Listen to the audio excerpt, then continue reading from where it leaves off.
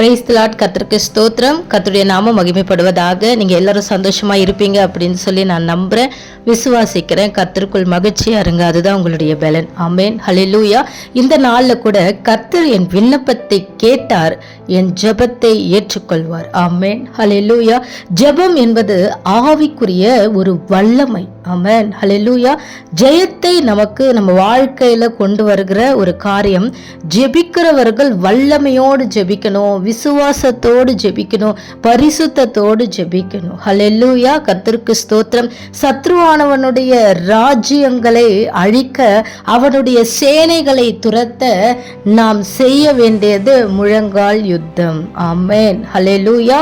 கர்த்தருக்கு ஸ்தோத்திரம். தேவ பாதத்துல நீங்க உட்காரும் பொழுது பிசாசானவனுடைய நோக்கம், ஹல்லேலூயா, உங்க மாம்சத்தை தூண்டாதபடிக்கு நீங்க உங்க மாம்சத்துக்குரிய காரியத்துல ரொம்ப கேர்ஃபுல்லா நீங்க இருக்கும் பொழுது ஸ்பிரிச்சுவலா உங்களுடைய ஜெப நேரத்தை தடை பண்ணுறது, வேத வாசிக்கிறத தடை பண்ணுறது, ஆராதிக்க விடாமல் இருக்கிறது, தேவ சத்தத்தை கேட்காம இருக்கிறது, வசனத்துக்கு கீழ்ப்படிய விடாமல் இருக்கிறது, ஸ்பிரிச்சுவல் காரியங்கள் எல்லாம் என்ன பண்ணுவான் சத்ருவானவன் கொண்டு வருவான். நீங்கள் மாம்சத்தில் யோசிப்பீங்க, இல்லைனா இனி பரிசுத்தமான வாழ்க்கை வாழணும், இனி தேவனுக்காக வாழணும், நான் எந்த பாவமும் என்னுடைய மாம்சத்தில் செய்யக்கூடாதுன்னு நீங்கள் வைராக்கியமாக இருக்கும் பொழுது அடுத்த காரியம் ஆவிக்குரிய பலவீனத்துக்குள்ள கொண்டு போகும் பொழுது உங்க ஆவியும் ஆத்மாவும் சரீரமும் வல்லமையோட இருக்கணும். அப்படின்னா ஜெபம் அவசியமா இருக்கிறது. ஆமேன், ஹல்லேலூயா.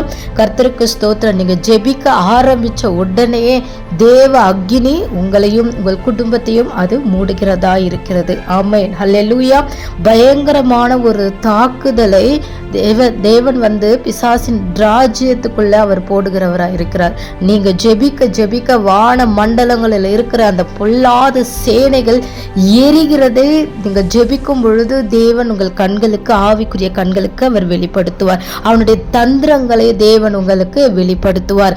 அவனுடைய எல்லா சதி நாச மோசங்களை தேவன் உங்களுக்கு வெளிப்படுத்தி அதற்கான சத்தியத்தை வாரத்தை எடுத்து நீங்கள் உங்க வாழ்க்கையில ஜெயம் பெற தேவ பாதத்துல நீங்க உட்காரும் பொழுது, ஜெபத்துல நீங்க உட்காரும் பொழுது தேவன் உங்களோட கூட பேசுகிறவராய் இருக்கிறார். ஆமேன், ஹல்லேலூயா.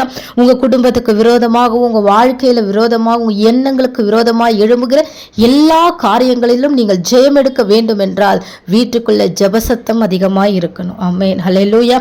சில பேர் சொல்லுவாங்க, என்னால ஜெபிக்கவே முடியலம்மா, என்னால ஜெபம் பண்ணவே முடியல. அது நம்ம சும்மா நம்மளை ஏமாத்துற ஒரு விஷயம். ஹல்லேலூயா. நாம பெண்களா இருந்தா வீட்டுக்குள்ள என்ன வேலை செய்தாலும் சரி, வேலை செய்து கொண்டு என்ன பண்ணலாம், நம்ம தாராளமா ஜெபிக்கலாம். ஆண்களா இருந்தா வேலை ஸ்தலத்துல கூட தேவனை ஸ்தோத்திரம் சொல்லிக்கிட்டே என்ன பண்ணலாம், தாராளமாய் ஜெபிக்கலாம். நின்று கொண்டு ஜெபிக்கலாம், நடந்து கொண்டு ஜெபிக்கலாம், படுத்து கொண்டு ஜெபிக்கலாம், உட்கார்ந்து ஜெபிக்கலாம், முழங்கால் படியிட்டு ஜெபிக்கலாம், முகம் குப்புற விழுந்து ஜெபிக்கலாம், சாஷ்டாங்கமாய் விழுந்து ஜெபிக்கலாம். கர்த்தருக்கு ஸ்தோத்திரம். ஜெபிக்கிறதுக்கான இவ்வளோ சூழ்நிலைகள் நமக்கு இருக்கு. என்னால் ஜெபிக்க முடியல அப்படிங்கிற இந்த வார்த்தையை தேவனுடைய பிள்ளைகள் வாயிலிருந்து வரவே கூடாது. ஆமென், ஹல்லேலூயா. கர்த்தருக்கு ஸ்தோத்திரம். ஜெபியுங்கள், ஜெபத்தை அவர் ஏற்றுக்கொள்வார், உங்கள் ஜெபத்திற்கு அவர் பதில் கொடுப்பார். இந்த நாளில் ஜெபத்தோடு நீங்கள் துவங்கும் பொழுது கர்த்தர் உங்களை சூழிறங்கி பாதுகாக்கிற தேவனா அவர் இருக்கிறார். பிசாசானுடைய எல்லா தந்திரங்களையும் தேவன் உங்களுக்கு வெளிப்படுத்தி அவனை ஜெயிக்க உங்கள் கால்களுக்கு கீழே நசுக்கி போடுகிற ஒரு வல்லமை, ஜெப ஆவி, ஜெப வல்லமை உங்களுக்கு உண்டாகட்டும். பரிசுத்தத்தோடு உங்கள் ஆவியாத்ம சரீரத்தை சிலுவையில் சிந்தின ரத்தத்தினாலே கழுவி பரிசுத்தப்படுத்தி, வசனத்தினாலே கழுவி பரிசுத்தப்படுத்தி, அபிஷேகத்தினால் நீங்கள் நிரப்பப்படும் பொழுது கர்த்தருக்கு ஸ்தோத்திரம், உங்களை கொண்டு கர்த்தர் அநேக அற்புதங்களை செய்ய அவர் ஆயத்தமாயிருக்கிறார். கர்த்தர் தாமே உங்களை ஆசீர்வதிப்பாராக. ஆமென்.